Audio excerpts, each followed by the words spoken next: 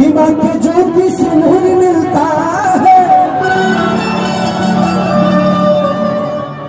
सभी के दिलों को सबूर मिलता है। कि माँ के दरबार में जो जाए खाली उसे कुछ न कुछ जरूर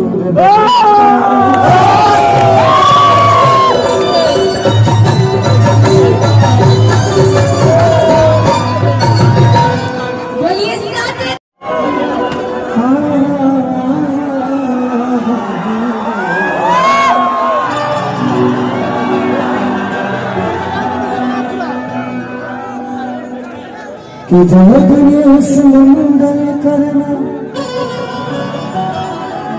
देखनी हरो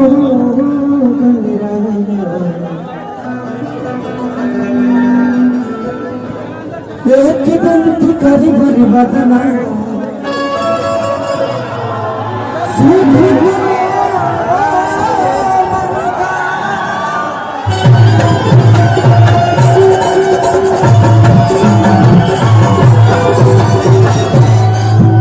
आराम से सभी आगे 10-20 मिनट देख के चलिए और जगह जाएगा बस सबके प्यार देने के बाद सबके आराम से बिना उतर दो।